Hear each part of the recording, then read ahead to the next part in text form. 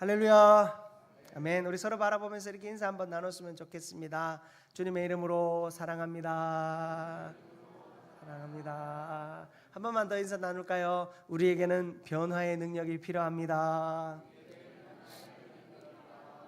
아멘. 오늘 우리는 로마서 12장 1절에서 2절까지의 말씀을 통해서 은혜가 지속되려면 변화의 능력이 필요합니다 라는 제목으로 말씀 전할 때 은혜 받는 우리 모두가 되기를 바랍니다. 여러분, 제가 그 다큐멘터리를 보다 보니까 2007년에 독일의 유명한 공항인 베를린 템펠호프라고 하는 공항이 문을 닫았다라는 이야기를 좀 보게 되었습니다. 이 템펠호프라고 하는 공항은 1923년에 문을 열었습니다. 한때는 유럽에서 가장 바쁜 공항이었다라고 합니다. 그리고 1948년에 베를린이 봉쇄되었을 때는 이 연합군의 항공 수송 작전을 통해서 이 생명선을 제공하는 아주 역사적인 공항이 바로 이 공항이었다라고 이야기합니다. 하지만 이 공항은 기술 발전과 또 대형 항공기를 수용해야 하는 새로운 요구를 따라잡지 못하고 그 이전의 영광, 이 세계대전 때 우리 공항이 역사적인 역할들을 했고 한때는 우리 공항이 유럽에서 가장 많은 비행기가 뜨고 내리는 곳이었다라고 하는 그런 명예에 사로잡혀 있다가 결국에는 시대에 뒤처져 폐쇄되고 말았다라는 이야기를 보게 되었습니다. 여러분, 아무리 역사적으로 중요한 의미를 가지는 곳이다 할지라도 그곳이 변화하지 않고 낡아지면 그것은 폐쇄될 수밖에 없음을, 아무 의미 없이 사라질 수밖에 없음을 교훈해 주는 사례가 아닐까 생각해 봅니다. 여러분, 반면에 우리나라의 팔만대장경 여러분 잘 아시죠? 세계에서 가장 오래된 목판이라고 하는 이 팔만대장경이 해인사, 경남 합천의 해인사 장경판전이라고 하는 건물에 들어가 있습니다. 그런데 이 1000년이 넘는 세월 동안 이 나무로 만든 판이 변형되어지거나 썩거나 곰팡이가 쓸지 않고 그대로 그 원형을 유지할 수 있었던 비결이 무엇인가? 여러분, 그 팔만대장경은 2007년에 유네스코 세계유산으로 등재되었거든요. 그런데 이 팔만대장경은 그 판본만이 그 원판만이 중요한 게 아니었습니다. 그 목판을 보관하는 그 공간이 장경판전이라고 하는 그 공간이 참 중요합니다. 거기는 이 목판을 보존하기 위한 손조와 그리고 현대의 노력이 집약되어져 있습니다. 이 건물이 지어질 때는 아주 독특한 통풍 구조를 가지고 있다고 해요. 그래서 이 독특한 통풍 구조를 갖추기 위해서 건물을 설계할 때 이 벽을 세울 때 아래쪽은 두껍게 하고 위쪽은 얇게 하고 또 일정한 간격으로 그 창을 내면서 그곳에서 바람이 아주 잘 순환될 수 있도록 되어 있습니다. 거기는 바람과 습기가 아주 잘 순환되어지고 특히 그 건물은 바닥을 흙으로 만들었대요. 그 흙에는 숯과 황토와 소금과 재가 아주 일정한 비율로 깔려 있다고 합니다. 그래서 바깥 습도가 아주 높을 때는 그 바닥의 흙과 그 황토와 소금과 재가 그 습기를 머금었다가 다시 이제 건조해지면 그것을 내뱉는데 적절한 그 통풍과 그리고 바람의 순환과 그리고 그 습기의 조절이 잘 이루어져서 거기는 1년 내내 습도가 40도에서 50도 사이를 아주 잘 유지하고 있다고 합니다. 그래서 실제로 그 목판이 틀어지거나 변형되어지지 않도록 아주 잘 갖추어져 있다라고 합니다. 그래서 이 세계의 문화유산을 선정할 때 그 보관 시설마저도 하나의 유산처럼 인정되어질 수 있을 정도로 아주 자연과 조화를 잘 이룬 시설이 만들어져 있습니다.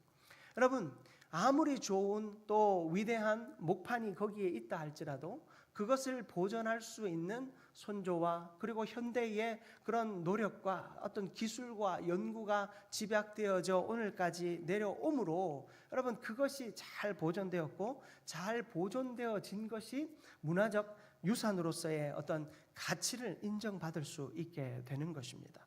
여러분 우리의 신앙생활도 마찬가지라고 생각합니다. 우리가 은혜를 받고 은혜를 누렸고 또 우리의 삶에 은혜 주셨던 그 시간들을 우리가 추억하며 사는 것은 하나님이 결코 기뻐하시지 않습니다. 여러분 옛날에 내가 이랬다, 옛날에 내가 저랬다 라고 말하는 것이 오늘 나의 마음에 위안을 주는 것 외에 어떤 유익과 진보가 있습니까?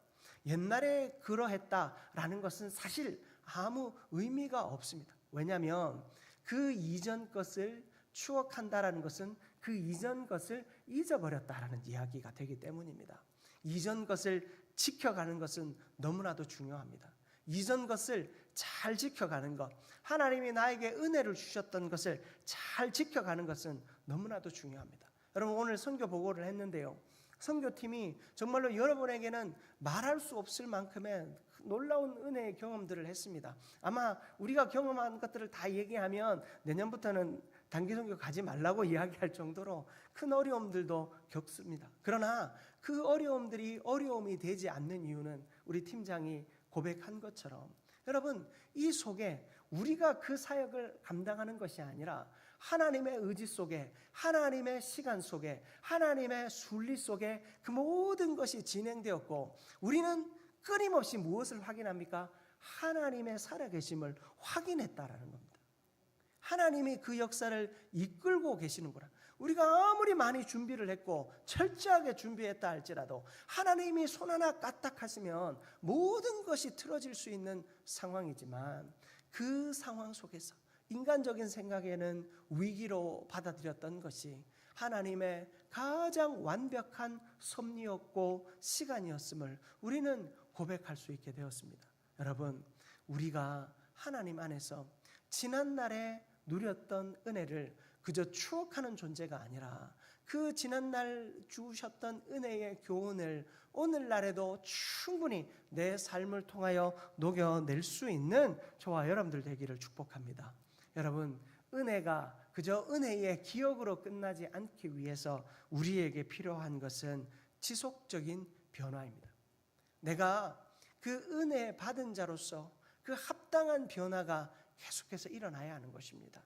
은혜를 누리고 왔으면 그 은혜를 삶을 통해 또 사역의 현장을 통해 녹여낼 수 있어야 돼요. 내가 안 하던 봉사를 다시 시작하거나 안 하던 기도를 다시 시작하거나 안 하던 헌신을 다시 시작하거나 내가 말하는데 좋아했던 내 입술이었다면 말하기를 멈추고 또 말하기를 멈추었던 나의 입술이라면 또 하나님 앞에서 거룩한 말을 뱉어내기에 위해서 그 입을 여는 노력들이 필요합니다. 내가 찬양하지 못했다면 내가 이제 찬양할 수 있어야 하고 내가 하나님 앞에 예배할 수 없었다면 이제는 내가 예배하는 자가 되기 위하여 끊임없이 내 시간과 삶을 하나님 앞에 내어드려야 할 줄 믿습니다. 여러분 머물러 있지 말고 변화하는 우리 모두가 되기를 주님의 이름으로 축복합니다.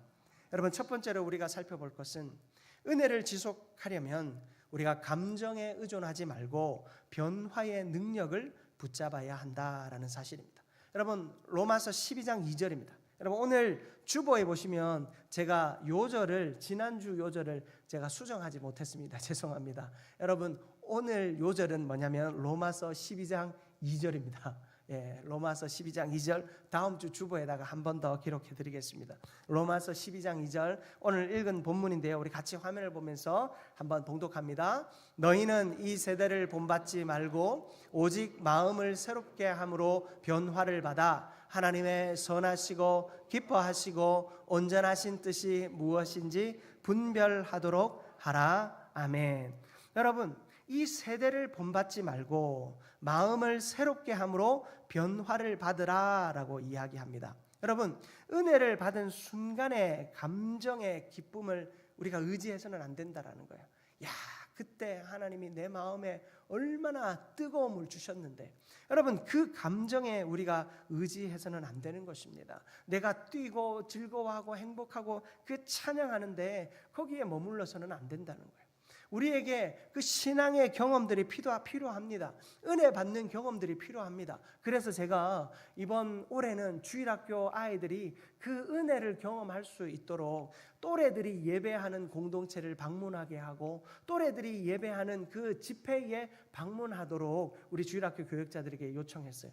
여러분, 아이들이 은혜 받는 경험이 있어요. 내 또래가 어떻게 찬양하고 내 또래가 어떻게 하나님께 영광 돌리는지, 어떻게 하나님께 부르짖고 기도하는지를 눈으로 보고 자신도 해보면서 그 은혜의 시간들을 경험해 볼 필요가 있어요. 그러나 그 경험에 머물러서는 안 됩니다. 여러분, 그 기쁨의 감정은 일시적인 상황에 따라 변화할 수 있습니다. 옛날에 그런 말 종종 했죠.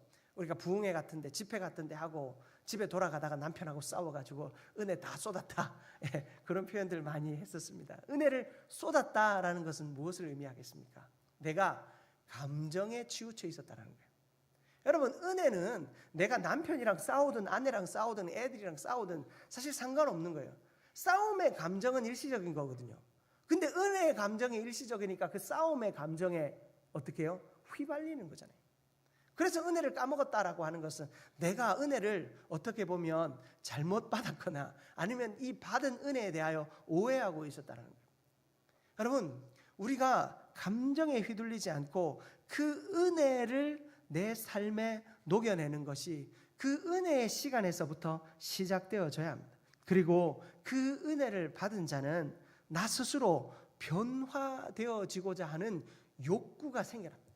여러분, 거룩한 욕구가 내 안에서 생겨나는 겁니다. 아, 내가 기도하지 못했구나 깨닫게 됩니다. 아, 내가 말씀을 더 깊이 보지 못했구나 깨닫게 됩니다. 제가 어제 가정 예배를 드리면서 아이들에게 이제 2025년 거룩한, 우리 지금 주일학교 아이들의 이제 그 공과 내용이 이제 거룩이거든요. 그래서 거룩한 삶을 살기 위해서 뭘 해야 되겠냐라고 물어봤더니 이제 아이들이 이런저런 대답을 했는데 한 아이가 이제 말씀을 매일 보겠다라고 이야기를 하더라고요. 이제 우리가 말씀을 보지 못했으므로, 말씀 읽기를 내가 멈추었으므로 내가 하나님의 그 거룩함에서 멀어졌다라는 것을 깨달았다고 이 아이가 이야기를 하더라고요. 여러분, 우리가 말씀이 멀어지면 하나님의 그 거룩하심과 멀어져요. 내가 기도와 멀어지면 하나님의 그 거룩하심과 멀어져요. 내가 하나님께서 부르시는 헌신의 자리에서 멀어지기 시작하면 하나님의 그 거룩함과 멀어지게 됩니다. 여러분, 우리 안에 은혜를 받으면 그 하나님의 그 거룩하심을 내 삶에 이루어지게 하기 위해서 끊임없이 내가 하나님께로 더 가까이 가게 하는 그런 거룩한 욕구가 생겨나게 됩니다. 여러분, 그 욕구를 여러분 우리가 입술로 고백할 수 있어야 돼요. 하나님이 은혜 주시면 여러분 아내에게, 남편에게, 아니면 하다못해 우리 전도사님이나 저에게라도 여러분 주신 은혜에서 나에게 하나님이 거룩하게 그 거룩한 부담감을 주시고 거룩한 이끌림을 주시면 입술로 고백할 줄 알아야 돼요. 고백하면 어떻게 됩니까? 내 안에 책임감이 생깁니다. 여러분, 듣고 또 마음에 주신 은혜 속에서 그냥 마음으로만 결단하고 지나가면 여러분, 나는 의지가 약해서 사탄은 끊임없이 공격합니다. 내일 하자, 내년에 하자, 내년에 한번 더, 내년에도 새벽 부흥회 있으니까 그때 한번 기약하자. 아니, 올 가을에 부흥회 있으니까 그때를 기약하자. 다음 달 세 달 새힘 기도회가 있으니까 그때를 기약하자 하면서 자꾸만 미루게 되는 거예요. 여러분, 미루지 않도록 내가 입술로 고백하고 서로가 서로에게 그 결단의 그런 어떤 동력이 되어질 수 있도록 그런 그 변화의 그런 마음이 내 삶의 실천과 노력으로 이어질 수 있도록 여러분, 그 변화를 위해 나아가는 우리 모두가 되기를 축복합니다. 여러분, 변화의 능력이라고 하는 것은 말씀을 실천하며 날마다 새로운 사명의 자리에 서는 것입니다.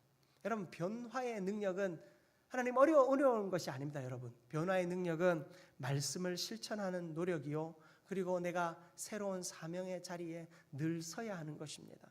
교회는 여러분에게 여러분의 사명을 감당할 수 있는 많은 일들을 제공합니다. 여러분, 전도하자고 여러분을 부르고, 기도하자고 부르고, 예배하자고 부르고, 훈련하자고 부릅니다.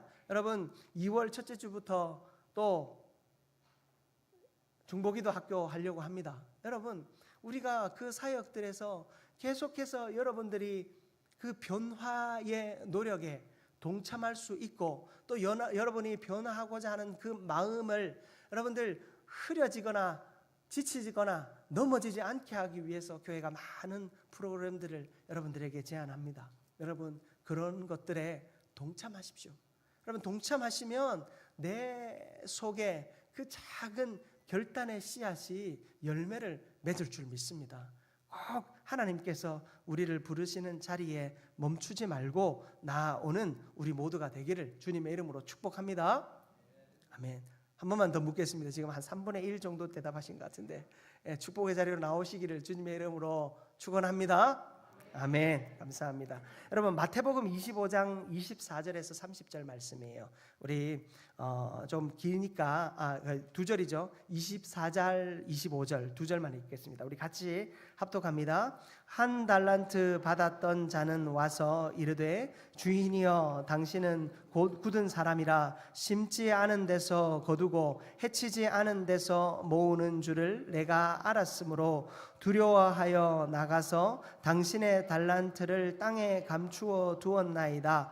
보소서, 당신의 것을 가지셨나이다. 아멘. 여러분, 이 마태복음 25장에는 달란트 비유가 나와요. 여러분 잘 아시는, 주인이 타국에 가면서 종들에게 5달란트, 2달란트, 1달란트를 맡겼어요. 그런데 이 5달란트 맡은 자와 2달란트 맡은 자는 그것을 가지고 장사하여서 각각 5달란트와 2달란트를 남겼어요. 그런데 1달란트 가진 사람은 어떻게 했나요? 주인을 오해했어요. 내가 이것을 투자했다가 잃으면, 이것으로 장사했다가 잃으면 주인이 나를 가만두지 않을 거다.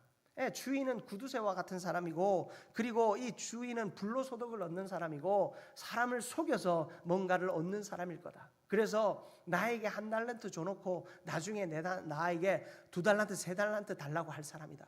그러니 1달란트 그대로 남겼다가 주면 나쁜 일은 안 생기겠지 하는 마음이 있었던 것 같아요. 그래서 주인에게 주었습니다. 그러나 주인은 그것을 기뻐하였습니까? 아니죠. 네가 나를 오해하였다라고 주인은 이야기합니다. 내가 이것을 가지고 돈을 남기려 했다면 너가 아니라 돈놀이 하는 사람에게 줘서 이자놀이를 하고 있지 않았겠냐라고 이야기하십니다. 그는 무익한 종이라 그 주인에게 책망을 받게 됩니다. 여러분, 받은 것을 단순히 보존하려 하는 종이 되지 마시기를 바랍니다. 2달란트, 5달란트 받은 자처럼 그 주신 것을 활용하여 그 좋은 열매들을 끊임없이 맺기 위해 노력하고, 또한 주인에게 그렇게 칭찬받는 종이 되시기를 주님의 이름으로 축복합니다. 주님께서 우리에게 주신 것은 그것을 통하여 열매 맺게 하기 위함입니다. 그것들을 활용하라고 주신 거예요. 우리에게 은사를 주셨는데 그 은사를 내가 교회 안에서 활용하지 않는다면 그 주인에 합당한 삶이 아니에요.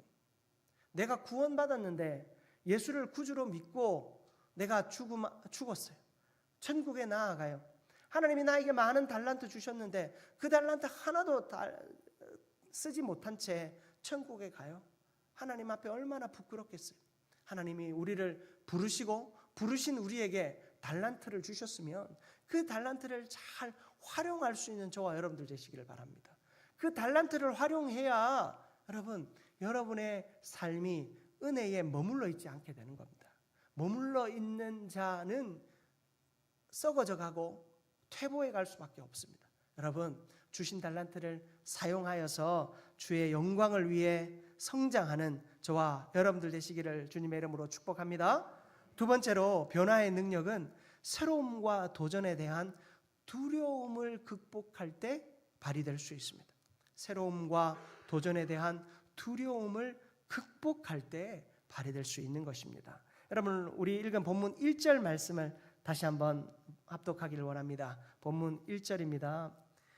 그러므로 형제들아, 내가 하나님의 모든 자비하심으로 너희를 권하노니 너희 몸을 하나님이 기뻐하시는 거룩한 산 제물로 드리라. 이는 너희가 드릴 영적 예배니라. 아멘. 여러분, 하나님께 드려지는 삶은 멈추어 있는 삶이 아니라 날마다 새로운 사명의 자리로 나아가는 것이죠.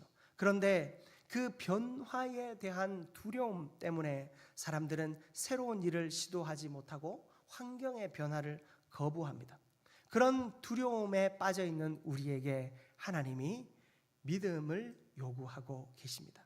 여러분, 하나님께서 우리에게 거룩한 산제물로 드리는 예배의 삶을 요구하십니다. 이것은 우리에게 하나님께서 주신 믿음을 하나님 앞에 삶으로 증명하라라고 하는 하나님의 거룩한 요구입니다.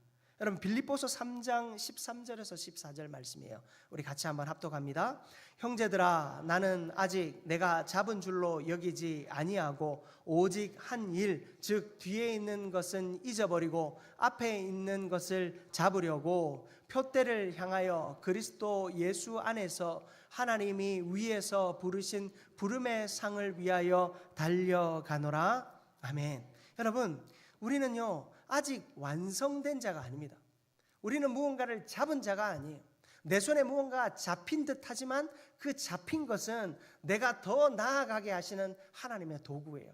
우리는 결승점을 붙잡은 것이 아니라 더 나아가기 위한 하나님의 은혜의 도구를 붙잡은 것입니다. 여러분의 손에 쥔 것이 무엇입니까? 그것은 여러분들이 만족하기 위하여 주신 것이 아니라 그것으로 주님께 더 나아가게 하기 위해 주신 것입니다. 그것이 물질입니까? 그것이 어떤 헌신의 자리입니까? 그것이 자녀입니까? 여러분의 직장입니까? 아니면 학업의 성취입니까? 하나님 앞에서 그 모든 것은 여러분들의 완성이 아니라 그것을 통해 하나님께 더 나아가게 하시는 하나님의 믿음의 요구가 거기에 있음을 기억하는 우리 모두가 되기를 바랍니다. 머물러 있어서는 안 됩니다. 여러분, 스페인 바르셀로나에 가면 변화의 상징으로 여겨지는 건물이 하나 있습니다. 바로 안토니 가우디의 사그라다 파밀리아 성당입니다. 한번 좀 이제 여러분 다큐멘터리나 뭐 뉴스나 통해서 한번 보신 적 있을 거예요. 이 바르셀로나의 아주 거대한 성당인데 그 성당은 계속 건축 중이에요. 지금도 건축 중이에요. 그런데 그 건축가가 죽은 지 2026년이 되면 이제 100주년이 돼요. 곧 100주년이 될 때까지는 완성할 수 있겠지 하지만 여전히 완성되지 않아요. 여러분, 그 성당은 그 성당에 들어오는 관람객들의 입장료와 기부금만으로, 정부의 보조금 없이 그것만으로 계속해서 지어지는데요. 이 가우디라고 하는 사람은 그 사람의 생전의 말을 들어보면 처음부터 이 성전을 완성할 생각이 없었던 것 같아요. 너무나도 복잡하고 또 거대한 설계였기 때문에 오늘날의 건축 기술로도 그것을 완전히 완성하기가 참 어렵다고 해요. 하지만 끊임없이 하는데 이 사람이 생전에 무슨 이야기를 했냐면 하나님은 서두르지 않습니다 라고 늘 이야기했대요. 이 사람은 이 성전을 완성하는 것보다 이 성전을 지어가는 과정에서 하나님이 영광 받으시기를 원하셨어요. 여러분, 이 성전은요, 몰라요. 우리의 때까지 다 완성될지 모르겠어요. 여러분, 이 성전은 끊임없이 지어져 갑니다. 그 성전이 지어져 가는 것을 보면서 왜 그렇게 더딘가라기보다 이 가우디라고 하는 사람이 남긴 말을 생각해 볼 때 분명히 이것을 통해서 또한 하나님께서 영광 받으시는 이유가 있구나 생각하게 됩니다. 하나님은 서두르지 않으십니다. 하나님은 우리에게 급하게 뭔가를 완성하게 하고 해내기를 원하시지 않는다라는 거예요. 여러분, 우리가 차근차근 나의 삶의 자리에서, 나의 성장에서 무엇을요? 하나님의 영광을 드러내기를 원하신다라는 것입니다. 여러분, 우리는 교회가 부흥하기를 원하고 우리의 삶이 어떻게든 변화되어지기를 원합니다. 그런데 자꾸만 우리가 목표만을 바라보아서는 안 돼요. 어떤 숫자만을 바라보든지 아니면 내가 내 삶에서 이루어야 할 어떤 성취의 목표, 여러분 그 목표점만 우리가 한참을 바라보고 그것을 바라보고 가까이 있으면 언제 오나 멀리 있으면 아이고 안 되겠네 포기하는, 여러분 그런 마음을 하나님이 원하시지 않는다라는 거예요. 하나님이 원하시는 건 무엇입니까? 그 목표가 눈앞에 있든 저 멀리 있든 그 목표를 이루었는데 또 다른 목표가 생겼든 하나님이 원하시는 것은 그 목표를 이루어가는 과정 가운데 누가 영광 받으시기를 원하신다고요? 하나님이 영광 받으시기를 원하신다라는 사실입니다. 여러분 은혜의 자리에 머물러 있지 않기 위해서 우리는 나아가야 합니다. 그러나 나아가는 것을 두려워하면 우리는 한 발자국도 나아갈 수 없습니다. 끝까지 우리는 천국 가는 그날까지 몇 년도에 언제 우리는 은혜를 받았었는데 하고 여러분 그렇게 하나님 나라에 갈 수밖에 없어요. 여러분 이전에 그 놀라운 은혜의 경험들은 우리에게 발판이 되어야 돼요. 그것을 딛고 일어서야 되는 거예요. 뒤에 것을 바라보는 것이 아니라 앞에 것을 보고 나아가야 하는 것입니다. 변화를 두려워하지 않는 저와 여러분들 되시기를 바랍니다. 하나님께 영광 돌리다 보면 하나님이 기뻐하시는 것을 우리가 하나하나 찾아가다 보면 여러분 어느새 우리는 하나님의 자리에 서 있는 줄 믿습니다. 여러분 단기 선교를 갔을 때 이 선교를 과연 끝마칠 수 있을까 첫째 날부터 고민이 되더라고요. 기도가 되더라고요. 여러분 성도들에게 괜찮습니다. 비행이 늦어지는 것부터 괜찮습니다. 원래 하나님이 이렇게 역사하십니다. 이야기는 했지만 제 마음 한편으로는 하나님 이 말을 내가 지킬 수 있게 해달라고 내가 기도했어요. 마치는 순간까지 기도하는데 하나님께서 이 기도 가운데 계속해서 평안함과 신뢰감을 주시더라고요. 여러분 우리는 우리가 계획한 것이 계획한 대로 이루어지기를 바랍니다. 그것이 완성되면 끝났다라고 생각합니다. 그러나 하나님은 우리에게 시작점을 주신 것이 불과합니다. 그곳에서 하나님과 동행하는 연습을 끊임없이 해야 하는 겁니다. 여러분 우리 여러분에게 권면합니다.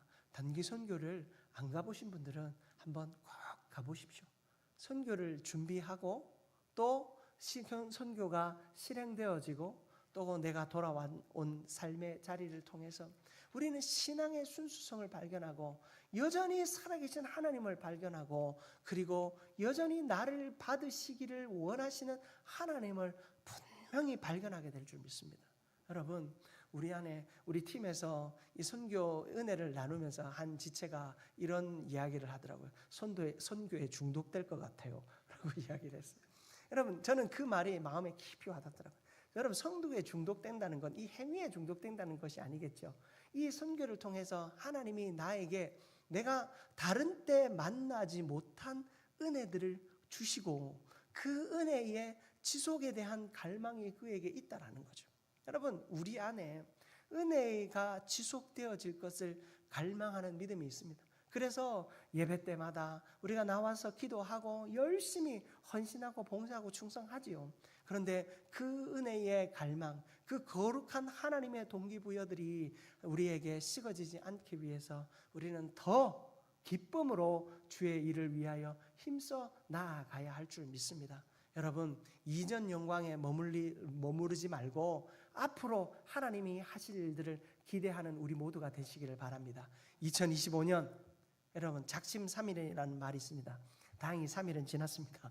여러분 우리가 어떤 결단을 하셨습니까? 그 결단이 하나님 안에서 잘 이어져 갈 수 있도록 여러분 믿음으로 최선을 다해 달려가는, 그리고 교회가 또 마땅히 감당해야 될 그 사명의 자리에서 온전히 헌신하고 충성하는 우리 모두가 되기를, 그래서 하나님 안에서 큰 일을 감당할 수 있는 우리 모두가 되기를 주님의 이름으로 축복합니다.